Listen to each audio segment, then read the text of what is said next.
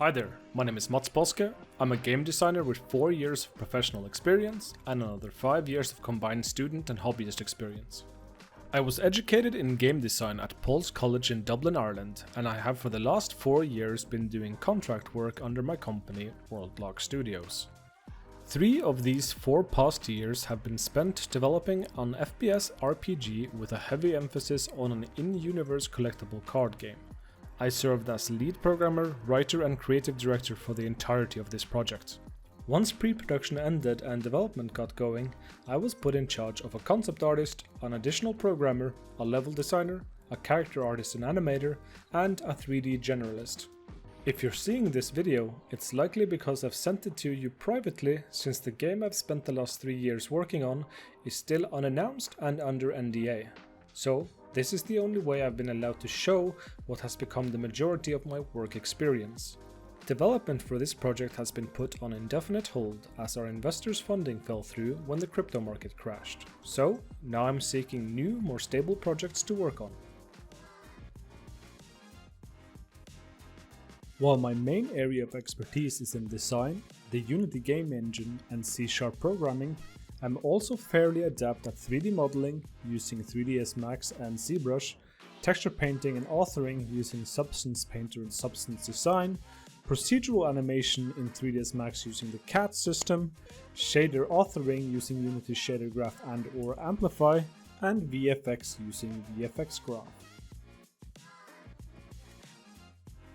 For the last minute, you've seen some footage of some of the things I did before my last project. These were either school projects or prototypes I made for clients as part of my early freelance career. You will also have seen some of my 3D models, textures and shader work. But of course, I mostly made this video to show some of the work I've done in my latest project. This will be from a stripped back build that doesn't have any of the art, storytelling or enemy encounters of the main alpha of our game, as those would reveal more than I've been allowed to show. Importantly though, it will still showcase the most unique and substantial accomplishment of our game, the highly reactive physics-based locomotion system, which was 100% designed and developed by me. First, the basic movement.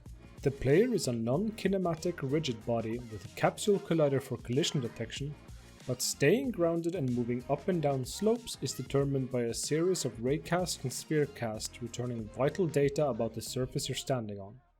And, as you've probably guessed, I wrote new context-sensitive downward forces to replace Unity's rigid body gravity. For this reason, theoretically this character controller can work on a spherical world like in Mario Galaxy, with one simple minor adjustment. The player can move up and down slopes seamlessly, so long as they aren't too steep, walk over uneven ground and hard-edge colliders. You can walk up and down stairs with mesh colliders, or for a smoother look, using collider ramps. Additionally, the controller can also be affected by forces from the environment, such as on top of moving surfaces, seen here while standing on a spinning disc. Of course, being non-kinematic, the character controller is also affected by non-direct forces. Unity's physics materials also affect the collider, allowing us to set bouncy or sticky surfaces. You can also use wall running to run on walls. This is used as a key platforming mechanic in the game, with specific types of walls distinguished by the material that can have any shape you can think of, including concave walls allowing the level designer to use cool features like vertical half-pipes. Use wall running to reach higher up ledges, to jump across to opposing platforms, or to jump back and forth between parallel walls to reach further heights still. You can of course also climb up the ledges once you've grabbed them.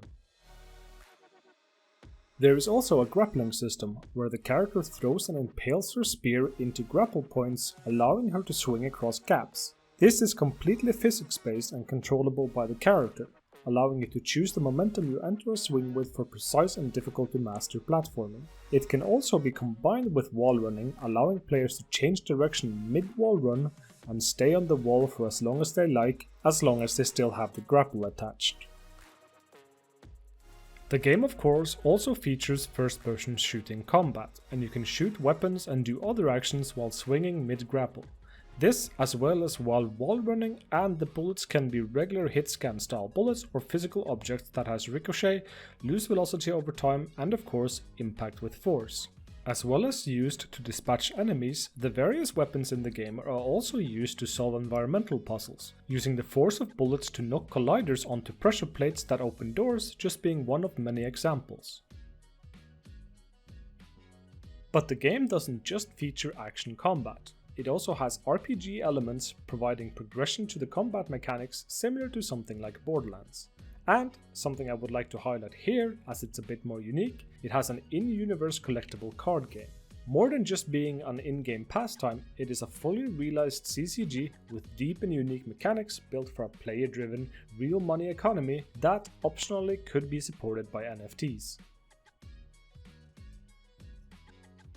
The cards have statistics like ability power, basic attack damage, life, armor, morale, and mana cost. They also have passives with both positive and negative effects, which are determined by the card's faction. And higher tier cards can equip 1 or 2 items which further modify their stats and provide special benefits. Matches are played much like a traditional CCG, except here cards can attack or use abilities immediately after being played.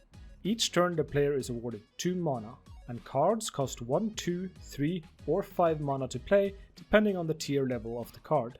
You will have to stockpile mana over multiple turns to be able to afford playing the highest tier cards. The goal of the game is to reduce the opponent's avatar to 0 health, down from their maximum of 50.